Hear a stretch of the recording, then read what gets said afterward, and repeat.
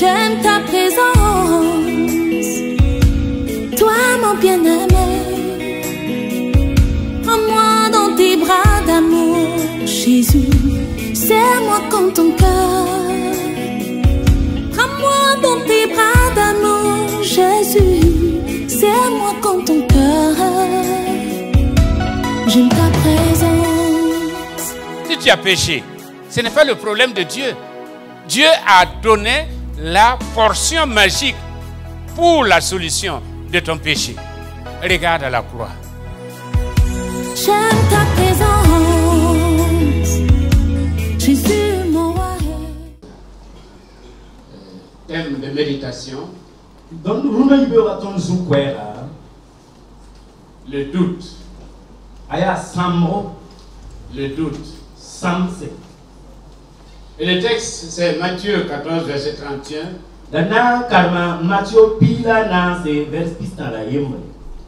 Matthieu 14, 31. Il est dit, aussitôt Jésus étendit la main, le saisit et lui dit, homme de peu de foi, pourquoi as-tu douté? Jésus en cadre, yenda un yelia. Te bilik soba, ya weti fo sam, ya weti fo yamioda. Tous les débuts sont délirants. Vous pouvez vous asseoir. Tout début est délirant. Mais l'attente est lassante. Le début de la foi, le début de notre conversion, notre foi brillait de 1000 feux. On était très zélés, très engagés. Et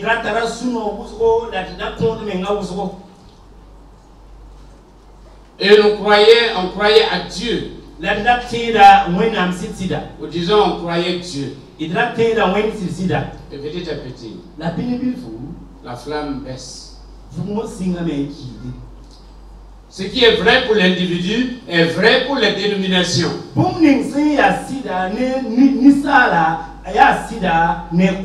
avons fêté nos 100 ans. Mais le bilan qui nous est revenu, c'est qu'il y a une baisse de la foi. Et quand, là où il n'y a pas la foi, c'est le doute qui remplace. Alors ce matin, je voudrais considérer deux sortes de doute. Il y a le doute positif ou le doute périphérique. Et le doute systématique ou le doute négatif. Quelqu'un a dit, pour croire avec certitude, nous devons commencer à douter. Pour croire avec certitude, nous devons commencer à douter. Douter pour croire, croire pour douter.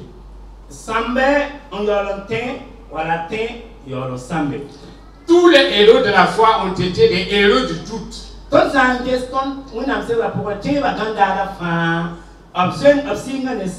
La liste dans Hébreux 11 au sujet de leur foi établit implicitement une liste parallèle sur leur doute. C'est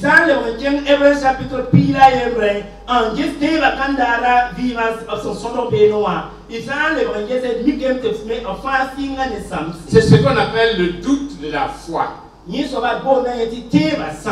C'est le doute qui entraîne la confirmation, l'augmentation de la foi. Si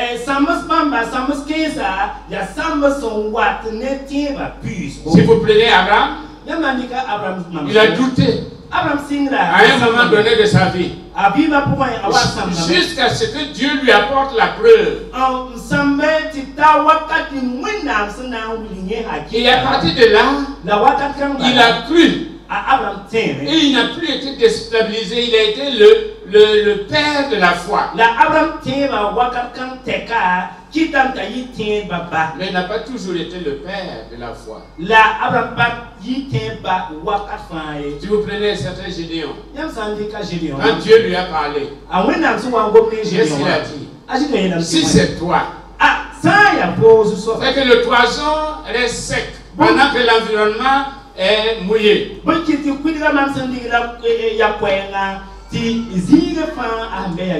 Et ça s'est passé. Mais ce n'était pas suffisant pour lui. Et le lendemain, il dit que le toison soit mouillé et que l'environnement soit sec.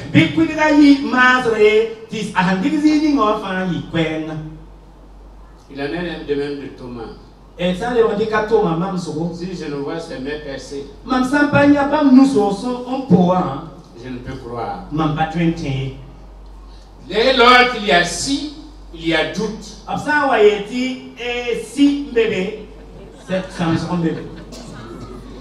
Ce doute permet à la fois d'avoir des preuves solides pour aller de l'avant.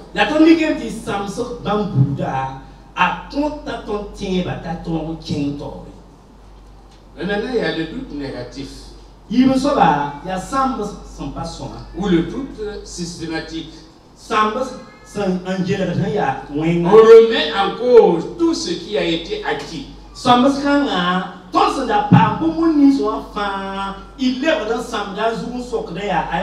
rejette par-dessus bord tout ce que nous avons reçu et accepté avec conviction. Le doute négatif n'est pas obligatoirement absent de foi. Mais diminution de la foi, puis progressivement abandon de la foi. Et comme quelqu'un l'a dit, le doute creuse le tombeau de la foi. Le doute creuse le tombeau de la foi. Il y a à peu près 7 familles de doute. 7 familles de doute. Le doute qui vient de l'ingratitude. C'est le cas d'Israël. Dieu a fait des miracles. Dieu s'est présenté à eux. Mais eux, comme ils étaient ingrats, ils ont réagi par un doute. L'Éternel est-il parmi nous ou n'est-il pas parmi nous? Si l'Éternel était avec nous, pourquoi tous ces malheurs? C'est le doute qui vient de l'ingratitude. Celui qui apprécie l'œuvre de Dieu ne doutera pas de Dieu. Et puis il y a le doute qui vient d'une mauvaise compréhension de Dieu. C'est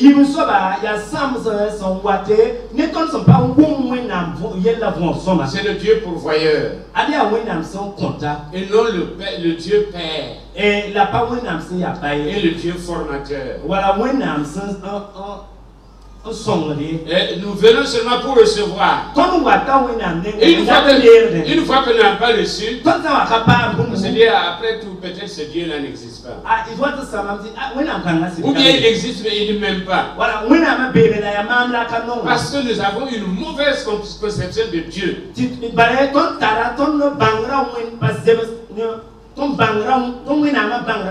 Il n'est pas là pour satisfaire nos désirs. Mais il est là pour accomplir son plan dans nos vies. Et ce plan-là va passer par des épreuves. Ce plan-là va passer par des manquements. Ça peut même passer par la maladie. Et dans certains cas, la mort. Mais Dieu est dedans. Dieu est dedans. Quand il dit qu'il est dedans, il est dedans. Il ne renonce pas. Troisièmement, il y a le doute qui vient d'une fondation assez faible. On a bâti sur le sable. C'est la solution de la facilité. On est allé peut-être de chercheur de miracles à chercheur de miracles.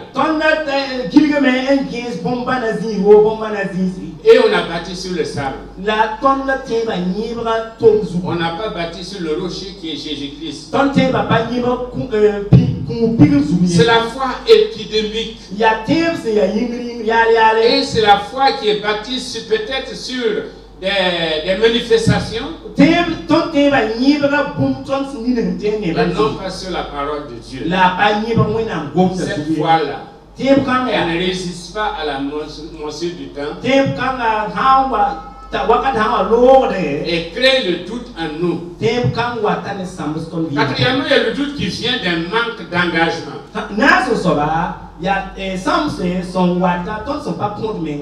Mi-fille, mi-raisin. Un pied dedans, un pied dehors. C'est comme le peuple au mont Carmel.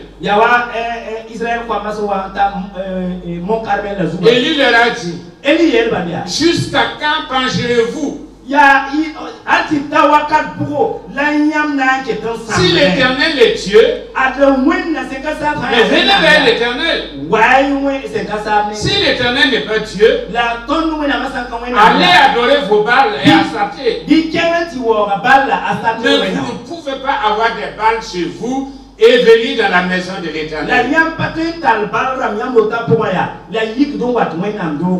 Jésus, à la fin de sa vie, c'est ce qu'il a dit aussi au peuple. Ôtez les dieux étrangers. Et ce matin, Dieu nous dit, ôtez les dieux étrangers. Les dieux étrangers. Dieu les connaît. Et toi aussi, tu les connais. Les disciples de Jésus, certains disciples de Jésus à un moment donné se sont retirés de lui.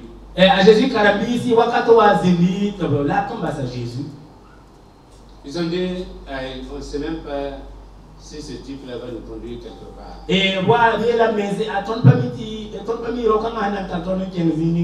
Le manque d'engagement peut conduire au syncrétisme.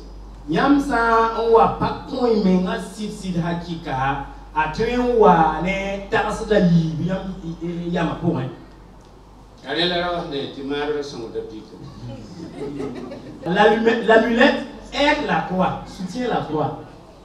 Il est allé pour prendre la Sainte Seine. Et le prêtre a vu une amulette à son bras. Et le prêtre lui a demandé, mais Tenga, une amulette qui est là. Tu ne vas pas te débarrasser de ça. Mon père. Et il a dit, mon père. L'amulette là, ça aide la croix. Au cas où tu n'agis pas, eh bien l'amulette va agir. Donc, voilà, depuis quand on va pas tomber, Mabra mena son moi. Les filles, les raisins. Il n'y a pas un engagement total pour Dieu. Cinquièmement, il y a le doute qui vient d'un manque de croissance. Celui qui n'avance pas, il recule. 40 ans dans le désert, ils n'ont pas avancé. Ils sont restés les mêmes avec le doute. C'est pourquoi, à part Josué et Caleb, aucun n'est rentré dans la terre promise. L'immobilisme spirituel tue l'individu comme le mouvement. Parce que quand tu es arrêté comme ça, non seulement c'est pas bon pour toi, mais tu empêches les autres d'avancer. Sixièmement, le doute résultant d'émotions non contrôlées.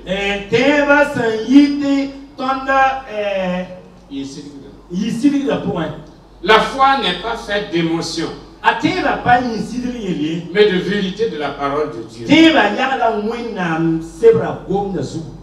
L'une des sœurs de Lazare a dit, si tu eusses été ici, mon frère ne serait pas mort.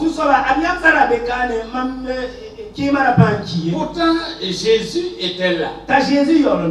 Et si tu eusses été ici, c'est-à-dire qu'il y a des situations où tu ne peux pas. Tu peux guérir les malades, mais je ne suis pas sûr que tu peux ressusciter les morts. Si tu eusses été ici, mon frère ne serait pas mort. Mais ce sont les émotions qui l'ont amené à s'exprimer de cette manière. Septièmement, c'est le doute qui vient de la peur de croire. Il y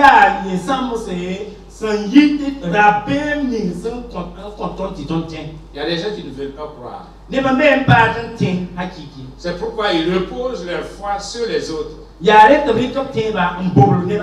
Croire fait mal. La foi est un saut dans le vide. Et seulement en bas, il y a une main ferme qui t'attend. Mais sauter, personne ne veut le faire. Beaucoup ne veulent pas le faire. Raconte l'histoire d'un âne. Il avait fait plusieurs jours sans manger et sans boire. Et puis un jour, il lui a présenté du foin et de l'eau.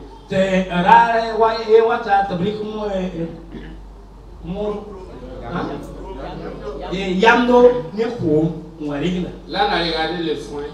Il a regardé l'eau. Il a regardé le foin. Il a regardé l'eau. Et puis il est tombé mort. L'âne a préféré mourir que d'oser.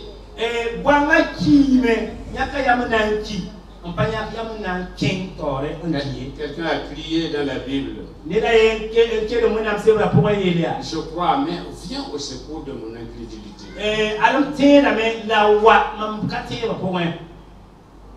La liste n'est pas exhaustive. Parce qu'on peut parler du temps. On peut parler de l'incohérence du système qui peuvent entraîner des doutes. Quelles sont les causes contemporaines du doute négatif?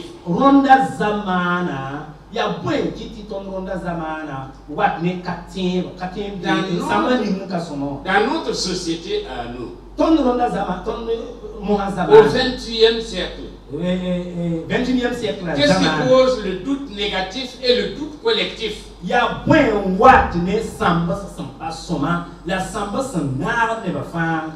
D'abord, il y a le technocisme.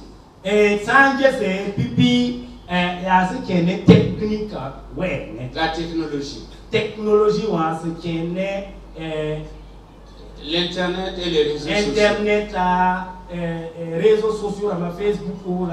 Les gens ont plus foi aux réseaux sociaux qu'à la Bible.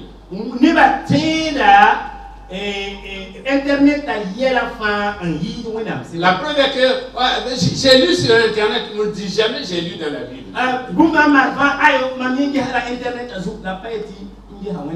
On croit à l'Internet. Les réseaux sociaux influencent notre foi.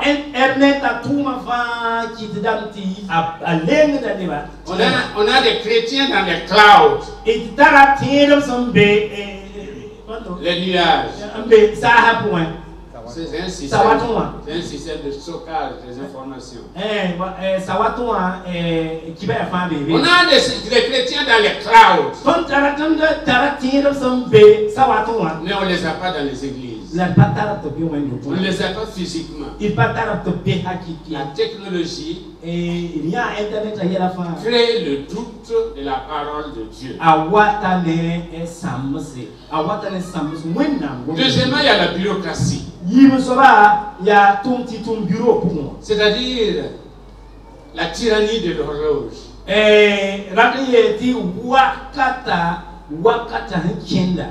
Et quand Baudelaire, dans les Fleurs du Mal, a dit horloge, Dieu sinistre.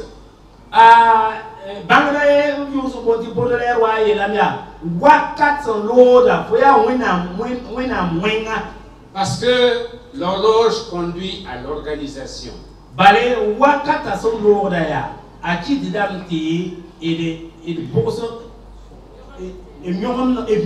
Et l'organisation conduit au système.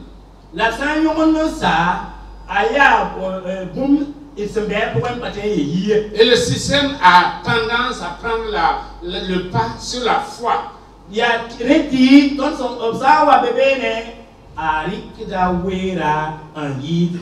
C'est pourquoi après 100 ans, dans un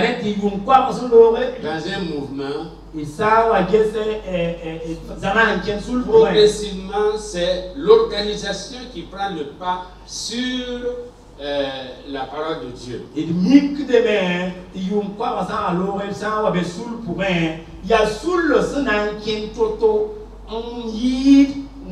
On a plus foi en l'organisation qu'en Dieu. Dieu n'a même plus sa place dans l'organisation. On raconte l'histoire d'un noir américain qui se plaignait parce qu'il était dans une église et on ne l'a pas reçu. Et Dieu lui dit, ne t'en fais pas. Tu n'es pas le seul. Moi-même j'ai été rejeté dans leur organisation.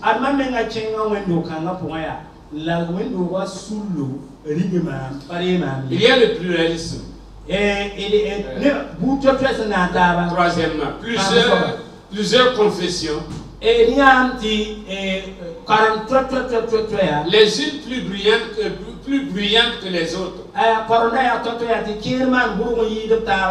Jusque dans les années 80, 1958, disons, 1958, il y avait l'église catholique, il y avait les musulmans, et puis il y avait les protestants. Les protestants, c'était les assemblées de Dieu.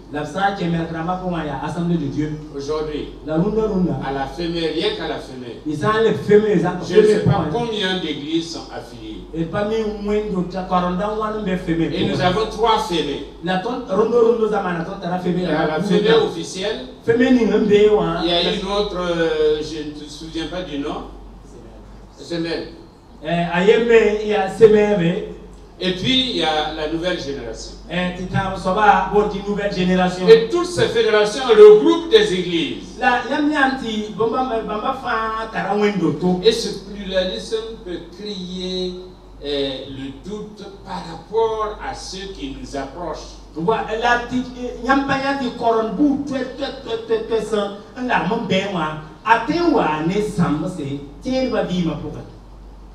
Quatrièmement, la postmodernité.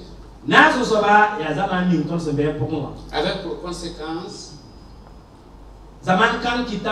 le rejet de la vérité consensuelle et collective.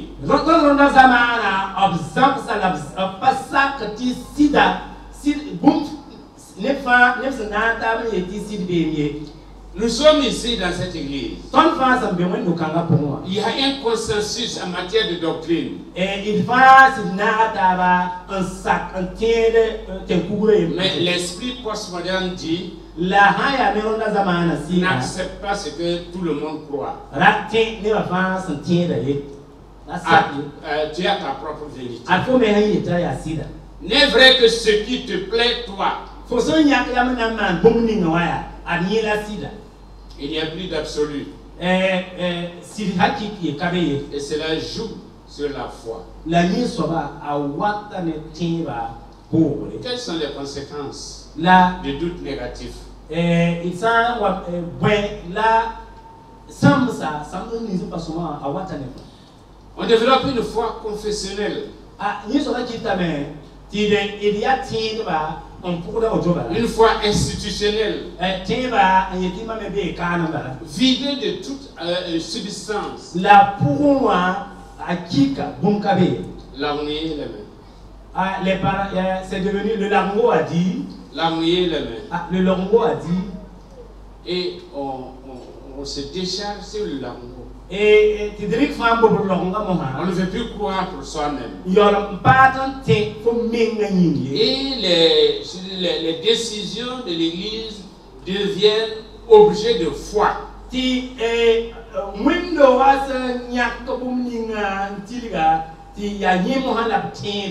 on se revêt d'apparence, mais pas de réalité.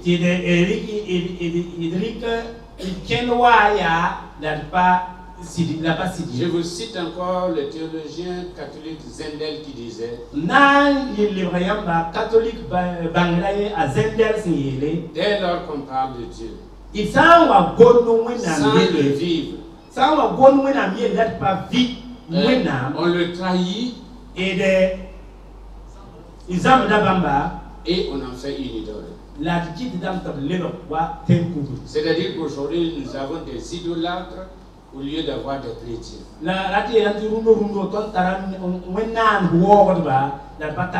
Puisqu'on parle de Dieu, mais vraiment on ne le vit pas. Donc on le trahit. Et Dieu est devenu comme une des idoles. Deuxièmement, on peut tomber dans l'occultisme.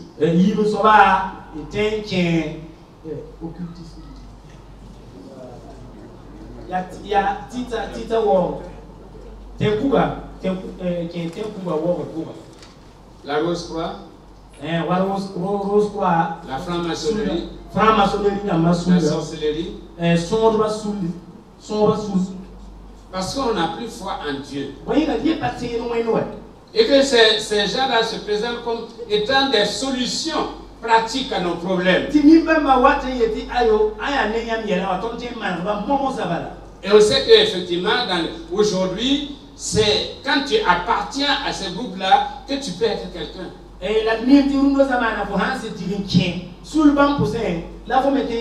Puisque c'est eux qui contrôlent beaucoup de choses.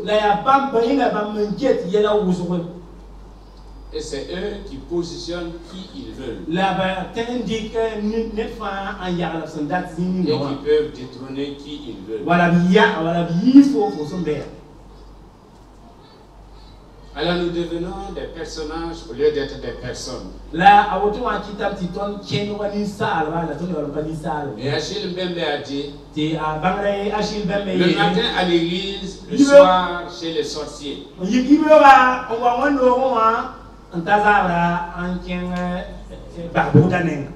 Le matin à l'église, le soir chez les sorciers. Alors, quelle est la conséquence, quelle est la conséquence finale? Dieu nous abandonne. Comme il a abandonné Samson. Nous pouvons jouer à la religion. Mais Dieu voit les cœurs. Et Dieu sait qui est qui. Et Dieu sait qui fait quoi.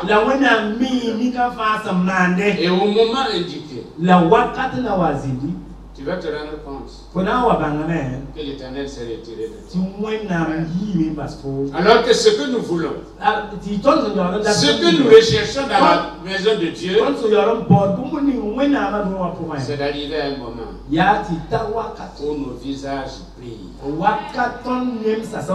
Parce que nous avons été visités par Dieu. Quelle est la solution? Et je termine par là. La solution pour le doute négatif. Il faut avoir les regards fixés sur Jésus. Ne regardons pas à côté. Pierre, c'est parce qu'il a voulu regarder les flots. A Pierre Jesa Koumia Honda Weda. C'est pas Pierre Badini. C'est pas Pierre Badini. Il a regardé les flots. Il a commencé à s'enfoncer. Et il a crié. Et Jésus a tendu la main. Et il lui a dit, pourquoi as-tu douté? Pourquoi as-tu douté? Nous sommes directement redevables à Jésus pour notre qualité et notre niveau de foi.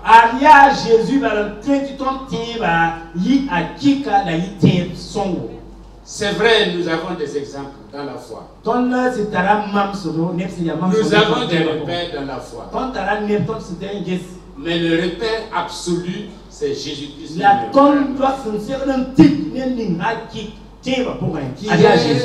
Celui qui a suscité la foi et celui qui peut nous amener cette foi-là à la finalité. Deuxièmement, il faut retrouver notre premier amour. Je dis que les débuts sont délirants, mais l'attente est lassante. Il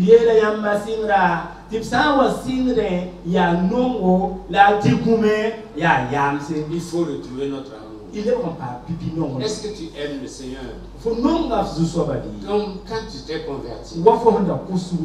Est-ce que tu es zélé pour la cause de Dieu? Nous avons parlé le dimanche passé des retards. Si on aime Dieu, les rendez-vous qu'on se donnait là. Les rendez-vous qu'on se donnait, vous n'arrivez pas en retard. On n'arrivait pas en retard. On était pressé de rencontrer la personne. Et puis on n'était pas pressé de se quitter. Dans la maison de Dieu, quand on dépasse un peu l'heure, à l'église, quand on dépasse l'heure, les gens commencent à se plaindre. C'est qu'il y a la dose d'amour à baisser. Amour pour Dieu, amour pour nous-mêmes, et puis amour pour le prochain. Si tu dis que tu aimes Dieu et que tu es ton frère, tu es un meurtrier. Et l'amour de Dieu ne demeure pas en toi. Donc tu peux dire que tu aimes Dieu, mais si tu n'aimes pas quelqu'un dans l'église, c'est que tu es faux. Et Dieu ne comptabilise pas ton amour. Parce qu'il sait que ce n'est pas de l'amour. C'est de l'hypocrisie.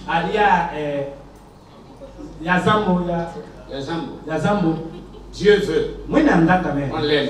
Que nous nous acceptions tels que nous sommes. Mais que nous acceptions l'autre aussi tel qu'il est. Parce qu'il a été créé à l'image de Dieu. Et c'est Dieu qui s'occupe de lui. Et c'est Dieu qui règle ses problèmes. Troisièmement, développons une dépendance totale sur Dieu.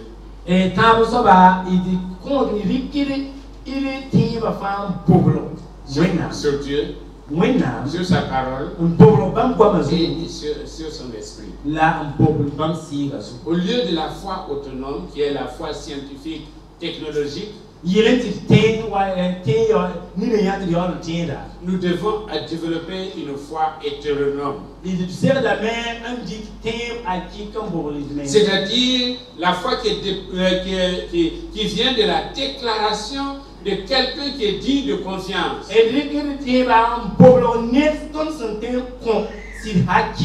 Qui connaît mieux que l'univers que Dieu? Qui connaît le lendemain mieux que Dieu? C'est pourquoi nous avons dit à notre conversion, nous avons simplement dit, je transfère tout sur toi. Je suis incapable de faire quoi que ce soit. Je suis incapable de prendre soin de moi-même. C'est pourquoi, Seigneur, je viens totalement me donner à toi cœur corps et âme. Prends soin de moi. Prends soin de moi. Quatrièmement, soyons reconnaissants. Soyons reconnaissants. Nous avons tous des familles. Nous avons tous des frères et des sœurs. Quel que soit ce que vous leur donnez, ils vont toujours dire il peut mieux faire. Même si votre salaire vous partagez en deux et que vous le donnez la moitié, il va dire que faire encore?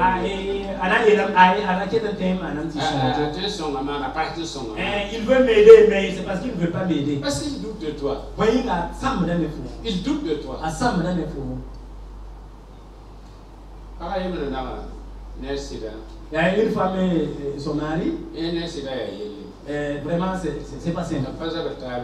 Ils ne se font pas la bagarre, mais ils ne se considèrent pas. Le mari un jour a tué des poulets. Et il a mis les poulets dans un panier. Et il a dit à la femme, choisis.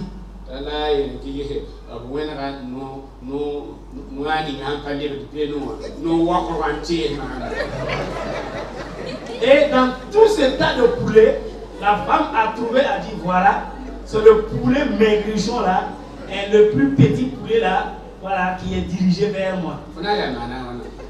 Qu'est-ce que finalement tu vas faire? Qu'est-ce que tu vas faire?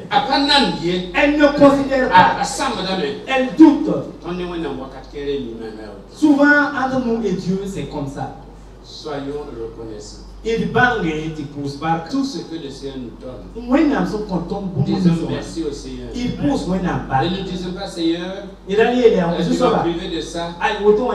Surtout tu as donné à un tel. Et puis tu ne me donnes pas. Ça veut dire que tu ne m'aimes pas. Et je ne suis pas ton enfant préféré. En conclusion, ne relis pas dans les ténèbres, du doute ce que Dieu t'a révélé dans la lumière de la foi.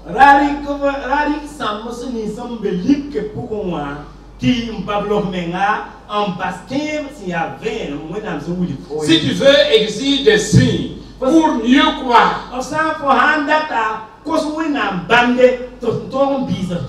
ne t'en voudra pas. Dieu n'a pas repris Abraham à cause des signes qu'il demandait. Il n'a pas repris Gédéon à cause des signes qu'il demandait. Il n'a pas repris Thomas à cause des signes qu'il demandait.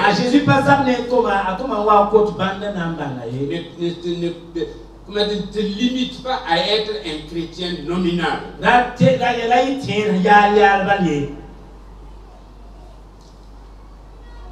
Sois un chrétien affermi. Celui-là qui dit, comme Job, même s'il me frappe, je le louerai toujours. Je le louerai toujours. C'est un engagement personnel. C'est le signe de la foi. J'ai de la foi en Dieu. Quel que soit le problème, Dieu est plus grand que le problème. Dieu est plus grand que le problème. Je vais raconter l'histoire de ce paralytique aux États-Unis avec comment on appelle ça, les cyclones. Tout le monde a fui, sauf lui. Et puis le cyclone avançait. Et il a dit, Jésus, si un vent peut t'emporter, bon, je vais je serai emporté avec toi. Mais je sais qu'aucun vent ne peut t'emporter. Quand le cyclone est arrivé à 100 mètres, il a pris la hauteur pour se retrouver 100 mètres derrière. C'est le doute qui creuse le tombeau de la foi. Autrement dit, ce que Dieu dit, il le fait. Croyez Dieu. Croyez à sa parole. S'il dit une chose, elle s'accomplira certainement. Elle s'accomplira certainement. Que le Seigneur te bénisse. Amen.